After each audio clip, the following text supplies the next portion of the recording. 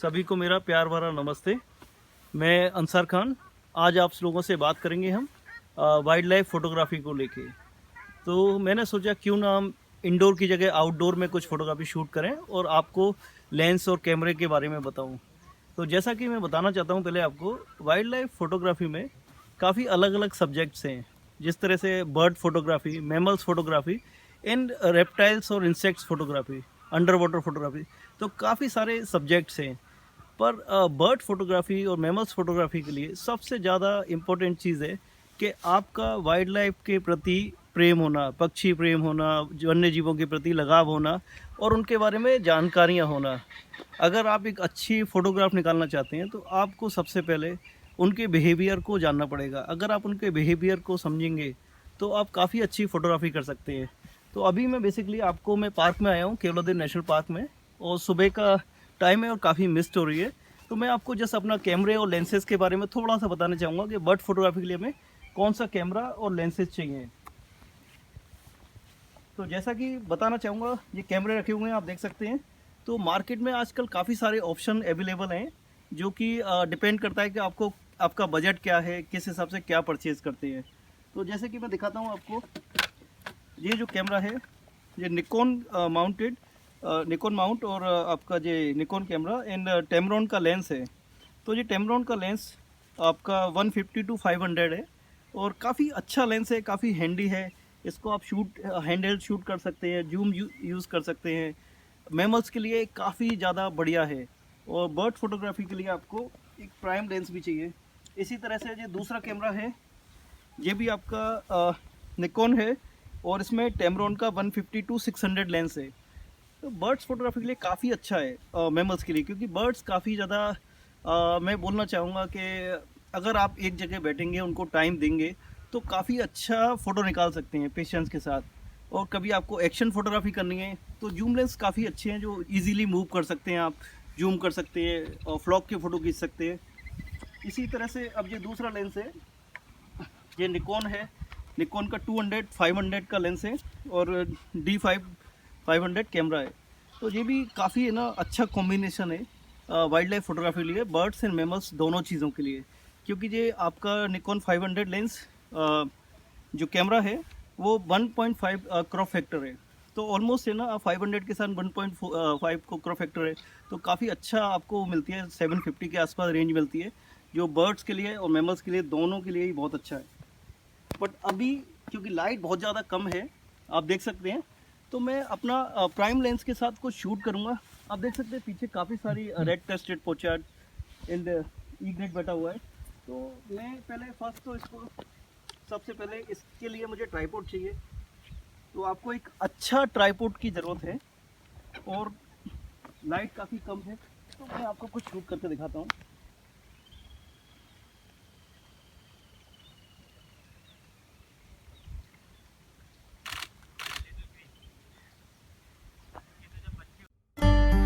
अगर आप wild life photography start करने के बारे में सोच रहे हैं तो मैं आप लोगों से बोलना चाहूँगा कि मैं आपको बड़े लेंसों की सलाह नहीं दूंगा। आपको स्टार्टिंग के लिए एक DSLR कैमरा और आजकल मार्केट में मिररलेस भी कैमरा अवेलेबल है, वो कैमरा लेना चाहिए। उसके अलावा आपको 300 to 400 का कोई लेंस लेना चाहिए, जो बर्ड फोटोग्राफी स्टार्ट करने के लिए काफ़ी ज़्यादा अच्छा है।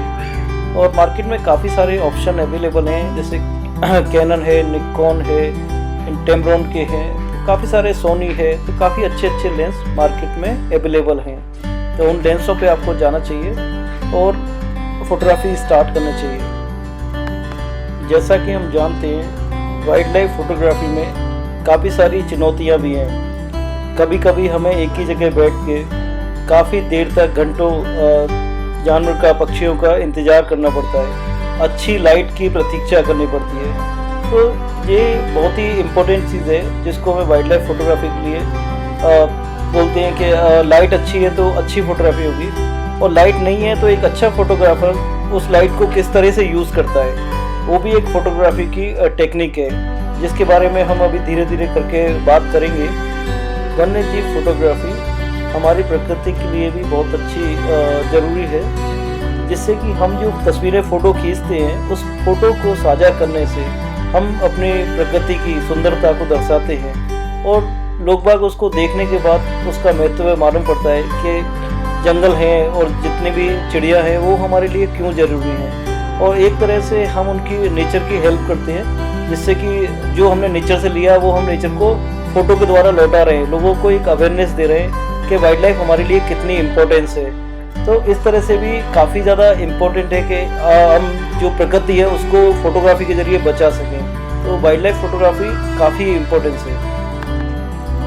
और वाइल्ड लाइफ फोटोग्राफी में वाइल्ड लाइफ एथिक्स का होना भी बहुत ज़रूरी है। जिस तरह के हमें मालूम होना चाहिए कि वाइल्ड लाइफ फोटोग्राफी करने के लिए हमें किसी भी जैसे नेस्टिंग फोटोग्राफी को अवॉइड करना चाहिए, नहीं करना चाहिए। जिससे नेस्टिंग फोटोग्राफी से चिड़िया का नेस्ट खराब हो सकता है, उसका पॉपुलेशन पे असर पड़ सकता है। तो उस ऐसी चीज़ों को हम ना करें तो हमारे लिए ज़्यादा बढ़िया है। किसी भी एनिमल का फोटोग्राफी के लिए सफारी में रास्ता नहीं रोकें, वो जा रहा है तो उसको रोके नहीं। ये भी एक वाइल्ड लाइफ फोटोग्राफर की पहचान होती है कि हमको इस तरीके की चीज़ें नहीं करनी है। हमें जिस तरह से जो पोजीशन है उसी के अंदर फ़ोटो लेना है, हमें किसी भी चीज़ को डिस्टर्ब करके फ़ोटो नहीं लेना है। तो ये बहुत ही ज़्यादा इम्पोर्टेंट है, नहीं तो वाइल्ड लाइफ फोटोग्राफी का कुछ नहीं हो सकता। इससे ऐसी फोटोग्राफी जो वाइल्ड लाइफ को डिस्टर्ब करके ली जा रही है, मेनली नज़र में वो फोटोग्राफी अच्छी फोटोग्राफर की पहचान नहीं है। तो हमें सभी चीज़ों का ध्यान रखना चाहिए कि वाइल्ड लाइफ फोटोग्राफी में क्या चीज़ ज़रूरी है। हमें एक जगह बैठना चाहिए पेशेंसली और बैठ एक्टिविटीज़ देखना चाहिए, उसके हिसाब से ही हमें फ़ोटोग्राफी करना चाहिए।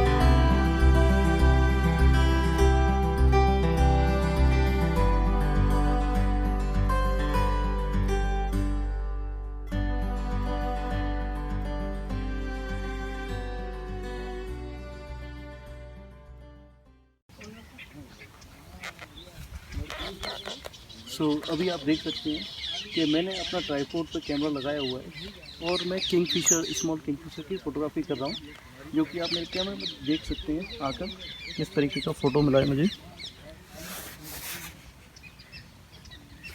सो बेसिकली हमको अगर वाइल्ड लाइफ में बर्ड्स की फ़ोटोग्राफी करनी है तो कैमरा काफ़ी स्टडी होना चाहिए, उसके लिए ट्राइपॉड तो नेसेसरी है और एक पेशेंस। मैं यहाँ पर कोई 15 मिनट बैठा था, उसके बाद किंगफिशर डेली एक ही ब्रांच पर आके फीड कर रहा है, मछलियों को लेके आ रहा है और फीड कर रहा है।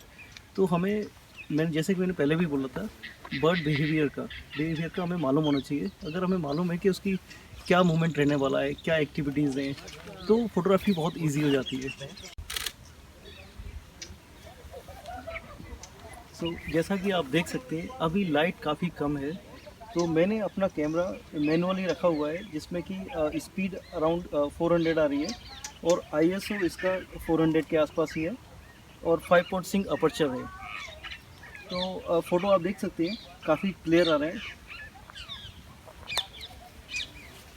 फोटोग्राफी के लिए बेसिकली सबसे इम्पोर्टेंट चीज़ है कि हम किस फंक्शन को यूज़ कर रहे हैं और किस तरीके से यूज़ कर रहे हैं, तो वो काफ़ी ज़्यादा फ़ोटो को शार्प और वो बनाता है। तो नेक्स्ट चैप्टर में मैं आपको इसके बारे में बताऊंगा। अभी तक के लिए इतना काफ़ी है I think. Thank you very much.